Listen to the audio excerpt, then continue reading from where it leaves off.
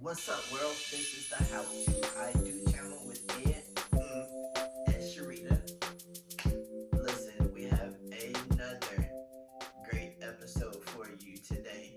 But first, what you need to do is like, share, subscribe to this channel, and throughout the video, make sure that you comment below. We want to hear from you.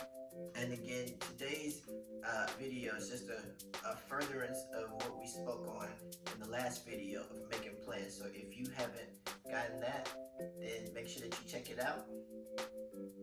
This is called Making Plans. That's going to be part 1. This is part 2. So we're going to do a quick recap of last week's lesson. But first, one more thing. This thing, if you haven't gotten this thing, this blue thing, this thing called I Do But How Do I? This is the book that me and Sharita wrote with you in mind. This is not just your average stats and statistics and facts and figures. These are real principles that will help to change your marriage. We believe that fully. If you put the principles in place. As a matter of fact, what we're talking about as far as making plans, it's right here in chapter 4, and you could go through it with yourself. And in the first page, you have a pop quiz. But if you don't have the book, you can't take the quiz. But we talk about it right here, and we're going to lightly touch on it in furtherance today. But are y'all ready? Well, let's go.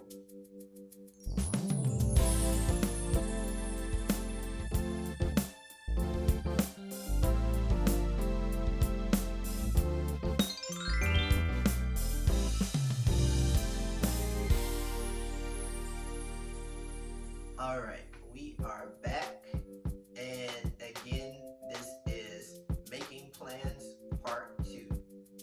And so we're just going to do a quick recap of what we spoke on last week, and you can always go back and revisit that video at your leisure, and it'll actually be a complement to this video.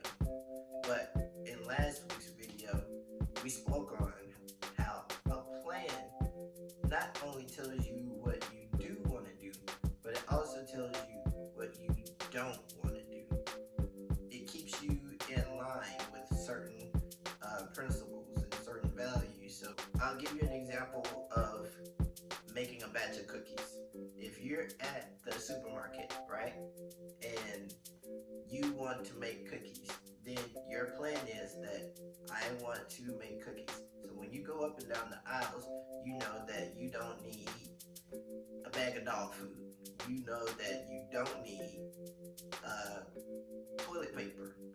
That's what you don't want to do, because you're here to make cookies. So you need eggs, you need sugar, you need chocolate chips. You know, those things that go into making you a cookie. That's the plan. So it's the same thing with your marriage. When you make a plan, you lay out what it is that you want to do, and more importantly, it nudges out things that you don't want to do. Another thing is that, like my wife so amazingly pointed out, is that it is important to set goals.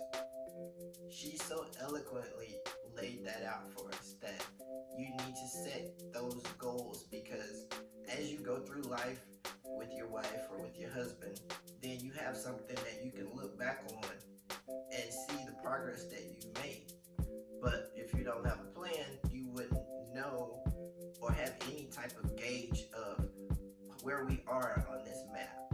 So that's one important factor of having a plan. Alright, so let's get into today's lesson.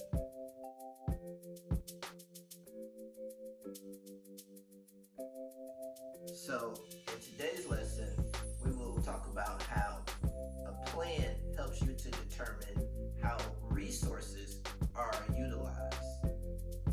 So for example, many of us will watch loads of TV. We'll watch the sports channel. We'll watch the news. We'll watch soap opera or some form of housewives.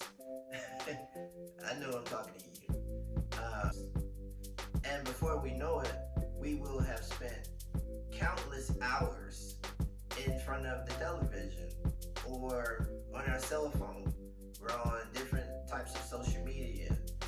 And before we know it, an hour, 2 hours, 3 hours, 4 hours, the whole day has went by, and then what we will say is, man, the day just ran by. Whew, I didn't get nothing done. Well, like, how can you really say that the day went by and that you weren't able to get anything done? The reason that you weren't able to get anything done was because you didn't have a plan in place. So you didn't utilize your resources. That same phone that you have in your hand could have been strategizing on how you're going to do something nice for your wife today. Or today, I'm going to send my wife a text. Or today, I'm going to email my husband and just tell him I can't wait to get home to him, and that when I get home, you know, those are ways that we can plan and utilize our resources to develop our time better, which will be in alignment with how our plan is supposed to be. Because let's just go back to the TV, for instance. The TV, what are you watching? Are you watching things that are going to help promote the wellness of your marriage? It's cool, I'm not saying not to watch whatever it is that you want to watch, you know, your housewives, your basketball, your whatever, you know, those things are great in leisure, but where does it fit into the framework of your plan? Because what often happens is that we have no plan, so we expect to get things done. How does that work? If you plan for nothing, then that's what you will get. Nothing. It's not rocket science. If you plan to go to the store, then you put in place, all right, I need to leave by this time. When I get to the store, I need to get this, and that. You know, you have a plan. But what we often fail to do is have a plan in place for our marriage. What is your plan for retirement with your spouse? How do we go on vacations? How do we pay for vacations? These are questions that we think that we will just answer haphazardly in the marriage, and everything will just work itself out. And then we find ourselves in chaotic situations where we are fussing and we're arguing with each other over simple matters of, well, we didn't budget for the gas for the vacation. Had there been a plan, then we would have known that utilizing our resources for how the money was going to be spent. Money needs to be allocated for food allowances, gas allowances, hotel, you know. All these things are in the framework of a plan. In fact, a plan is so important that in Luke 14:28, Jesus said this: is there anyone here who, planning to build a house, doesn't first sit down and figure the cost so that you'll know whether or not you can complete it? And that's the problem in many marriages. We don't have a plan, and it's not first. First thing you need to do is plan. Like, it's spelled out for you. You know, we don't plan first. So we have no idea how much it costs to be married. Not the wedding, married. The reason that many marriages fail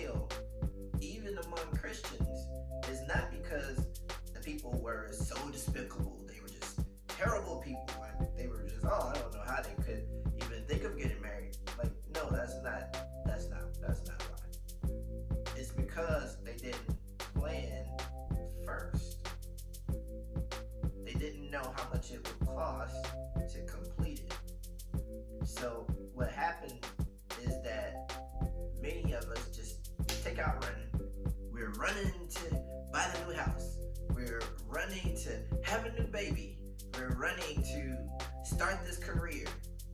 We are just running, and no one has slowed down long enough to write it out. Make a plan. Where are we going? Why are we even doing this? Can you afford the cost? We often think of cost only as it relates to finances, but often what we fail to include in our cost analysis is the cost of time, the cost of energy. And what often happens is that we are running to have a baby, running to get a house, running to get the new job, running to get a new car. And we are running so much that it makes sense that you would get tired. What is one of the main things that many couples say? I'm tired of this marriage. Where do you think that came from? They've been running without a plan. And what happens again as a result? How about this? As a result, how many of you have ever tried out for a basketball team or a football team or a track team or anything, whereas you had to make the team? Because what you'll find out is that after you went through the training, then there is a cut. Did you make the cut? And that's what everybody's trying to do, is make the cut. But then the coach comes and the coach has to cut his losses. And that's what happens with many of us. When we get married and we're running, and then we find ourselves just getting so tired. What we often will do is we will cut our losses. Because if I'm not winning with you, and I don't understand why we're not winning, and I don't understand that the importance of a plan was for us to win, then what I'm going to do is I'm going to cut my losses. Well, I don't need this. I don't need you. So we cut our losses in the form of divorce or separation. And again, what happens is that because we didn't win with you and we didn't have a plan, and we don't realize that having a plan would have helped us to win, what we will do is, once we get out of that relationship or that marriage, we'll hop right into another one, running, and wonder why we're getting the same results with a different person. So here's the last thing, and I'll let you go. When you make a plan, what you are essentially doing is negotiating terms that are beneficial to the both of you, so that you both can win together. That's the whole goal of marriage, right? Is for the two of us to become one and win together. I don't think there's a lot of couples that get married with the intent to divorce. Like, that's just weird. You know? But essentially, again, what you're doing is negotiating terms so that the both of you can win. But whether you make the plan or not, the results are your decision. Because again, if you fail to plan, then you plan to fail.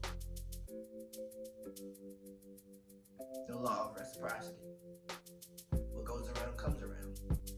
So if nothing was put into the planning of your marriage, then that's what you can expect to get out of your marriage.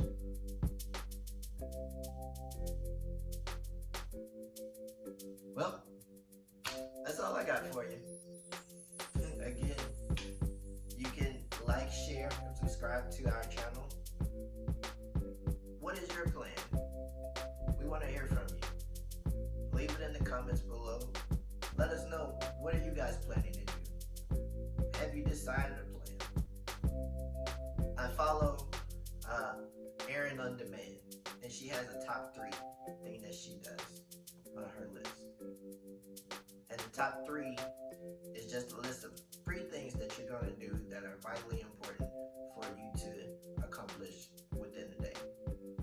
So I'll leave that with you. What are 3 things that are vitally important for you to accomplish in your marriage? Talk that over with your spouse. And as always, like, share, comment, subscribe to our channel, and visit our website at HowToIDo.org. And don't forget this, you need that. I do, but how do I? Written by my wife and I, for you.